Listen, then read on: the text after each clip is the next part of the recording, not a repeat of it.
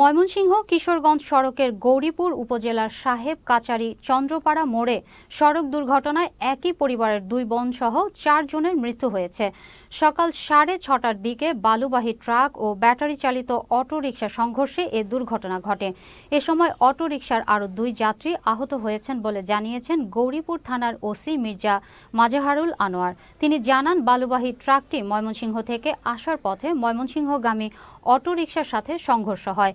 এতে 6 যাত্রী আহত হয়। স্থানীয়রা আহতদের উদ্ধার করে ময়মনসিংহ মেডিকেল কলেজ হাসপাতালের জরুরি বিভাগে নিয়ে গেলে কর্তব্যরত চিকিৎসক 3 জনকে মৃত ঘোষণা করেন এবং অপর 3 জনকে ভর্তি করার পর আরও একজন মারা যায়।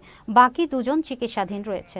6 জন একই ফ্যামিলি, 6 জন যাওয়ার পথে 6টা ভোর সকালে 4 জন জায়গায় মারা গেছে আর 2 জন গুরুতর অসুস্থ।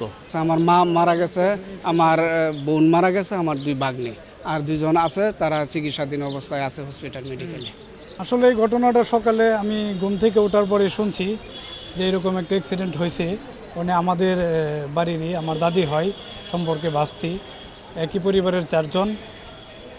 আমাদের সাথে ঈদ করার কথা ছিল, কিন্তু দুঃখের বিষয় আমরা একসাথে ঈদ করতে পারি নাই। আমরা যাইতেছি যখন তখন হঠাৎ করে বাসটা পিছন দিয়ে মারা দিছে। পরে তো সবাই, আমি তো উইটা দিয়ে সবাই মারা গেছে ঘটনাস্থলে আর কি, সবাই মারা গেছে। আমি আর আমার একটা বোন আছে, ওই শুধু আর কি বাচ্চা ছিল, সবাই মারা গেছে।